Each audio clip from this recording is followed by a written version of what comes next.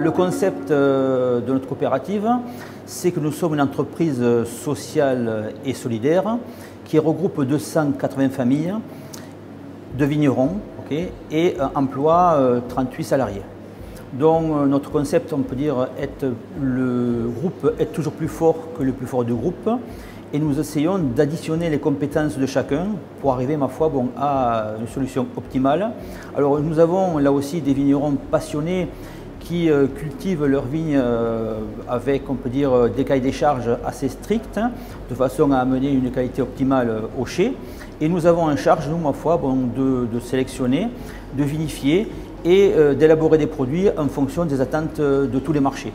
Alors pour les marchés, nous avons priorisé le circuit traditionnel, aussi bien en France qu'à l'exportation, qui représente aujourd'hui plus de 50% de notre chiffre d'affaires.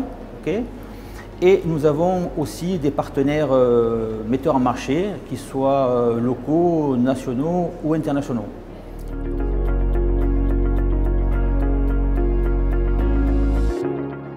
Moi, j'ai un rôle, on peut dire, plutôt d'animateur d'équipe, qui consiste à fédérer autour de moi l'ensemble du personnel pour qu'ils adhèrent au projet d'entreprise et qu'ils s'impliquent pleinement, chacun à leur niveau et selon leurs compétences.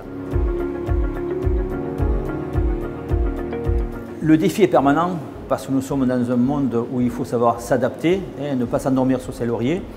Donc, quand j'ai commencé à la direction de la coopérative, mon premier défi a été, je ne dirais pas l'affrontement, mais le choc des cultures entre mon président, qui était un homme, on peut dire, sage, responsable, mais avec certaines expériences, et puis moi, j'ai un cadre qui arrivait avec des idées nouvelles, et quand j'entendais dire il faut que le caviste soit à sa pompe et la secrétaire à son stylo, je n'avais pas la même vision du travail et on peut dire de la considération des collaborateurs.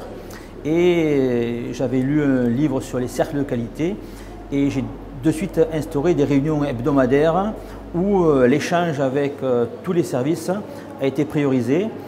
Chaque salarié, à quelque niveau qu'il soit, apportait toujours une idée ou un éclairage. Et grâce à leurs conseils, on peut dire, naturels et sincères, je pense qu'on a créé un climat de confiance et on a bâti autour des normes de qualité, des fiches de mission, des tâches à réaliser et cette confiance et cette écoute, je pense, a été appréciée. Et maintenant, nous travaillons depuis déjà de longues années sur ce type et j'ai voulu et je tiens, on peut dire, à conserver ce style de management. Alors, quelquefois, on me reproche le côté affect qu'il y a dans le management, mais je pense qu'il vaut mieux convaincre en douceur que passer en force. Et j'ai toujours constaté qu'avec le dialogue, on arrive à trouver la meilleure solution.